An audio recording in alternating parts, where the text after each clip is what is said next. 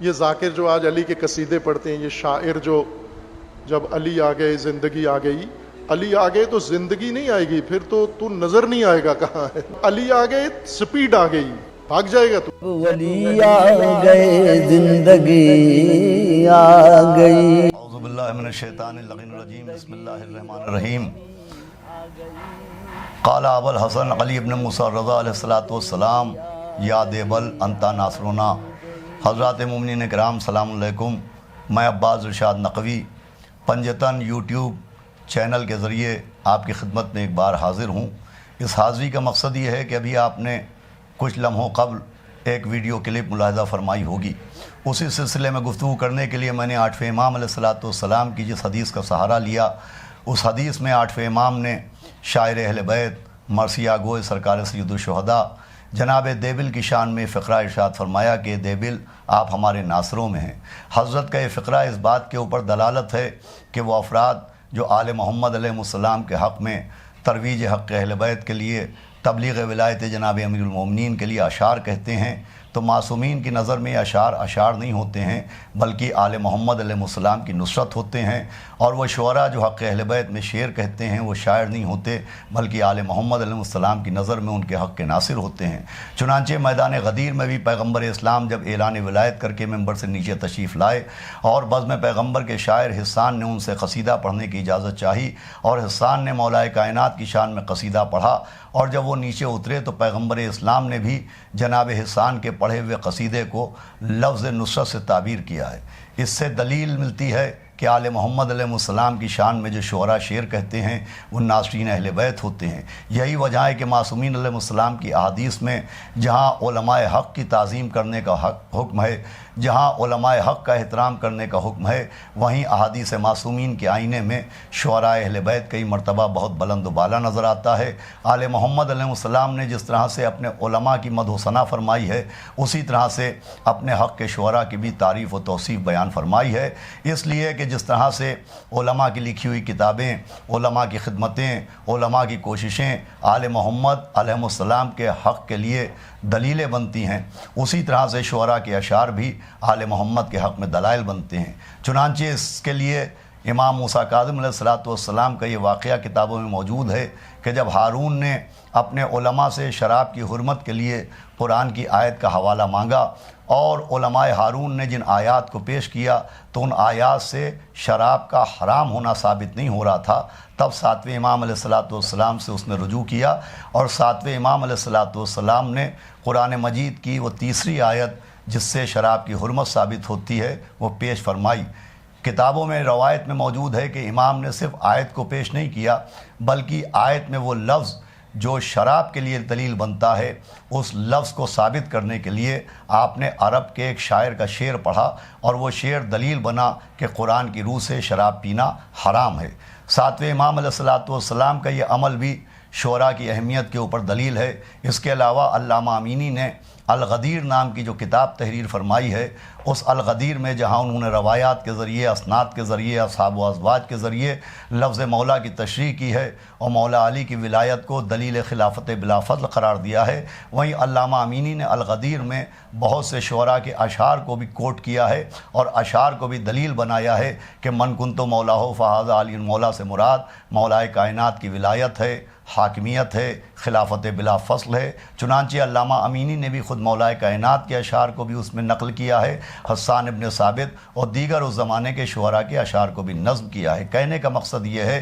کہ آل محمد علیہ السلام نے جس طرح سے علماء کی حوصلہ افزائی فرمائی ہے، اسی طرح سے اپنے حق میں شعر کہنے والے شعراء کی بھی ہمت افزائی فرمائی ہے. اگر کوئی شخص اس موقع پر یہ اعتراض کرے گا کہ وہ احادیث جس میں شعراء اہل بیت کی تعریف و توصیف بیان کی گئی ہے، ان احادیث سے وہ شعراء مراد نہیں ہیں جو آج کے دور میں ہیں، بلکہ آل محمد علیہ السلام کے دور کے شعراء ہیں، تو کیا سوال کیا جانا چاہیے کہ وہ احادیث جن میں علماء کی تعریف بیان کی گئی ہے تو کیا علماء سے مراد بھی ماضی کے علماء ہیں، اس وقت کے علماء ان احادیث کے زمرے میں نہیں آتے؟ یہ غلط بات ہے۔ جس طرح سے علماء حق کسی دور کے ہوں وہ قابل تعظیم ہیں، اسی طرح سے شعراء اہل بیت کسی دور کے ہوں وہ تعظیم کے قابل ہیں۔ اس لیے بھی قابل ہیں کہ ائمہ معصومین کی احادیث میں ایک حدیث یہ بھی موجود ہے کہ جب کوئی شاعر اہل بیت حق اہل بیت میں شعر کہنے کے لیے بیٹھتا ہے تو اللہ روح القدس کے ذریعے سے اس شاعر کی مدد کرتا ہے، اللہ کی جانب سے روح القدس کے ذریعے تائید کی جاتی ہے۔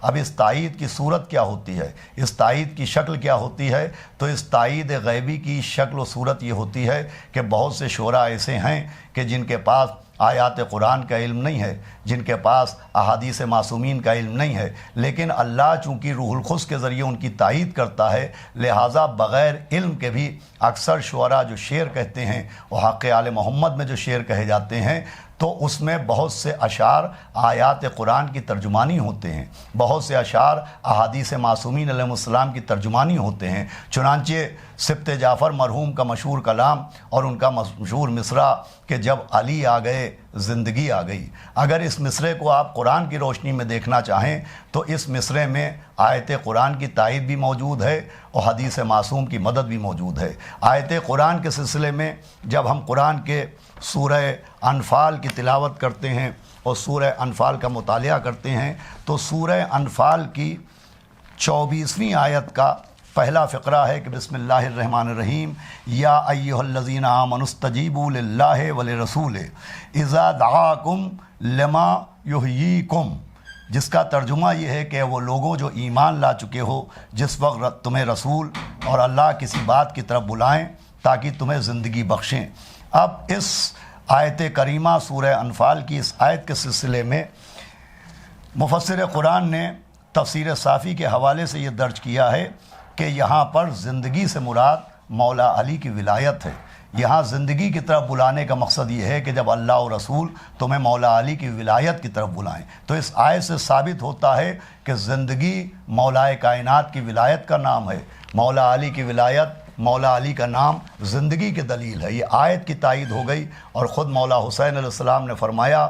کہ ان الحیات عقیدہ و جہاد، کہ زندگی عقیدہ و جہاد کا نام ہے۔ قرآن کی آیت بھی ثابت کرتی ہے اور امام حسین علیہ السلام کا یہ فقرہ بھی ثابت کرتا ہے کہ زندگی صرف کھانے پینے کا نام نہیں ہے، زندگی عیش و آرام کا نام نہیں ہے، زندگی چلنے پھرنے کا نام نہیں ہے، بلکہ اصل زندگی مولا علی کی ولایت کا نام ہے۔ اصل زندگی عقیدے میں مولا علی کی ولایت کی شمولیت کا نام ہے۔ جب یہ بات ثابت ہو گئی کہ سبط جعفر مرحوم کا یہ مصرع کہ جب علی آ گئے زندگی آ گئی قرآن کی آیت سے بھی ثابت ہے، حدیث امام حسین سے بھی ثابت ہے، تو اب کیا مولوی جواد نقوی صاحب اس بات کا جواب دیں گے کہ انہوں نے اپنی تقریر کے دوران جو تذلیل اور تضحیک آمیز لہجے میں اس مصرعے کا اور شعراء و ذاکرین کا مذاق اڑایا ہے، تو کیا وہ جواب دیں گے کہ انہوں نے اس مصرعے پہ اعتراض کیا ہے یا قرآن کی آیت کی مخالفت کی ہے؟ انہوں نے اس مصرعے کا مذاق اڑایا ہے یا امام حسین علیہ السلام کے اس فقرے کے ان الحیات عقیدہ و جہاد کا مذاق اڑایا ہے؟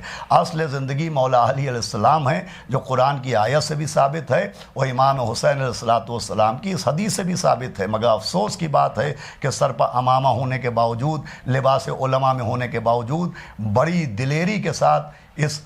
عظیم، اس مقبول مصرعے کا مذاق اڑایا گیا کہ جب علی آ گئے زندگی آ گئی، اور خود ان کا مذاق اڑانے کا لہجہ، اعتراض کرنے کا لہجہ بھی قرآن کی مخالفت کرتا ہے۔ قرآن میں بہت واضح طور کے اوپر اعلان ہو رہا ہے کہ موعظہ حسنہ سے کام لو، جب تبلیغ کرو، جب ترویج کرو، جب لوگوں تک پیغام حق پہنچاؤ تو نرم زبان کے ساتھ پہنچاؤ، اچھے لہجے کے ساتھ پہنچاؤ، موعظہ حسنہ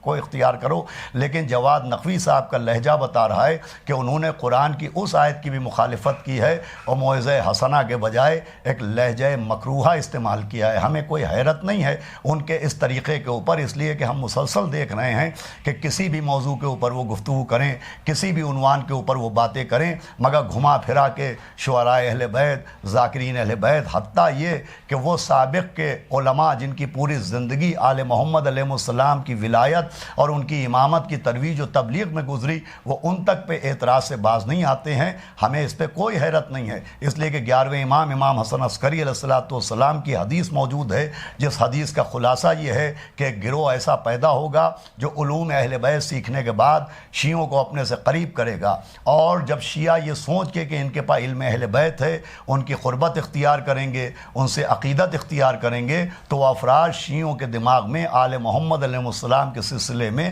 شکوک و شبہات پیدا کریں گے. 11ویں امام علیہ السلام کی حدیث میں بہت وضاحت کے ساتھ اس بات کا بھی ذکر ہے کہ یہ علماء کا گروہ جو علماء کا لباس پہن کے اور علماء اہل بیت کے عنوان سے اپنے کو مجمع کے سامنے پیش کریں گے، امام کا جملہ ہے کہ ان کی اتنی ہمت تو نہیں ہے کہ یہ لوگوں کے سامنے ہماری برائی یعنی آل محمد کی برائیاں کر سکیں، مگر یہ ہمارے چاہنے والوں کی برائیاں کریں گے، ہمارے چاہنے والوں کے عیوب بیان کریں گے، ہمارے چاہنے والوں کے اوپر تنقید کریں گے. امام کی حدیث کا فقرہ ہے کہ اور یہ علماء ہمارے شیعوں کے لیے لشکر یزید سے زیادہ نقصان دہ ہوں گے. امام معصوم کی اس حدیث کے بعد میں ضروری سمجھتا ہوں کہ لفظ شعراء کی بھی تشریح ہونا ضروری ہے، اس لیے کہ اس لفظ شعراء سے اکثر و بیشتر بہت سے افراد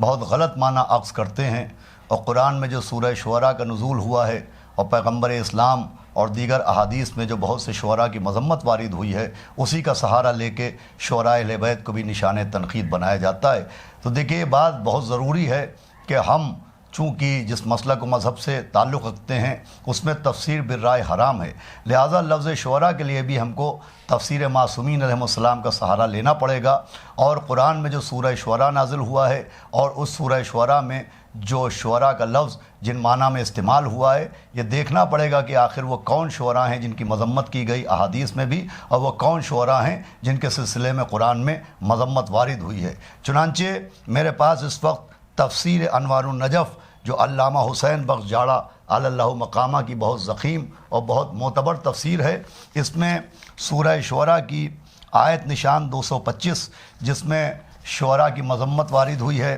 جس میں شعراء کے خلاف قرآن مجید کی آیت لوگوں کو متوجہ کر رہی ہے، اور خود شعراء کو بھی گمراہ کہا جا رہا ہے اور گمراہ کرنے والا کہا جا رہا ہے. تو یہاں پر شعراء سے کیا مراد ہے؟ تو اسی تفسیر انوار النجف میں بروایت عیاشی امام جعفر صادق علیہ السلام سے منقول ہے کہ اس سے مراد وہ لوگ ہیں، یعنی لفظ شعراء سے مراد وہ لوگ ہیں جو علم و فہم سے کورے ہونے کے باوجود علم کا لباس پہن بیٹھتے ہیں اور لوگ ان کو عالم سمجھ لیتے ہیں. ایسے لوگوں نے عوام کو بھی گمراہ کیا ہے اور خود بھی گمراہ ہوئے ہیں. اب تفسیر معصوم کے بعد کوئی گنجائش نہیں رہ جاتی اس بات کی کہ شعراء سے مراد آل محمد علیہ السلام کا حق بیان کرنے والے نہیں ہیں. شعراء سے مراد جن کی مذمت ہوئی ہے وہ شعراء ہیں جو لباس علم اختیار کرتے ہیں، حالانکہ ان کے سینے علوم اہل بیت علیہ السلام سے خالی ہوتے ہیں، وہ خود بھی گمراہ ہوتے ہیں اور دوسروں کو بھی گمراہ کرتے ہیں. چنانچہ ایک شاعر اہل بیت کا مصرع کہ جب علی آ گئے زندگی آ گئی، اس مصرعے کو پڑھنے کے ساتھ ایک پیغام دینا کہ مولا علی زندگی کی علامت نہیں ہے اور مولا علی کے آنے کا مطلب زندگی نہیں ہے، خود اس بات کی دلیل ہے کہ جو شخص مولا علی کو زندگی کی علامت نہیں سمجھ رہا ہے، اصلاً وہ اپنے علم کا اعلان نہیں کر رہا ہے بلکہ اپنے مردہ ہونے کا اعتراف کر رہا ہے. شکریہ والسلام، خدا حافظ.